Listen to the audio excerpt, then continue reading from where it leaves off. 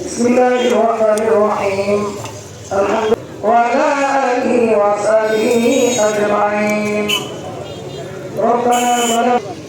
বর্তমান বিএনপির ভারপ্রাপ্ত চেয়ারম্যান জনাব তারেক রহমান এবং তার ছোট ভাই আরাফাত, আমরা দেখেছি সেই গণতন্ত্র আবার 2006 সালে বিপন্ন করেছিল তৎকালীন আওয়ামী লীগের যে সরকার ক্ষমতায় অধিষ্ঠিত হয়ে এই বাংলাদেশের সেই দেশ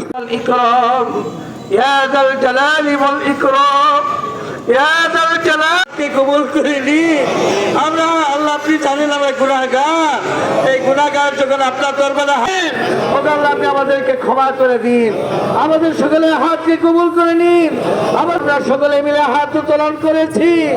আল্লাহ, অন্তরস্থল থেকে আপনার কাছে ফরিয়াদ করতেছি, আপনি কর্নেওয়ালি জাত আল্লাহ, আপনি একমাত্র ক্ষমতাকারী খালেকে মালিক। আল্লাহ, আপনি যা ইচ্ছা তাই ফয়সালা করতে পারেন।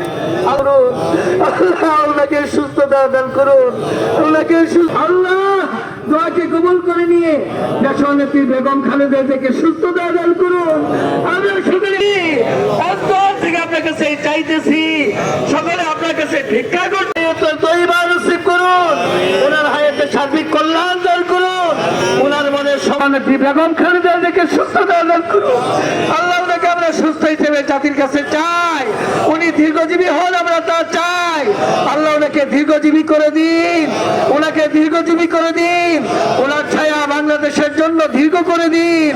আল্লাহ, ওনার কল্যাণের কাজ, অসম্পূর্ণ কাজকে সম্পন্ন করার তৌফিক দান করুন। আমিন ইয়া যাল জালালি ওয়াল ইকরাম, ইয়া যাল জালালি ওয়াল ইকরাম।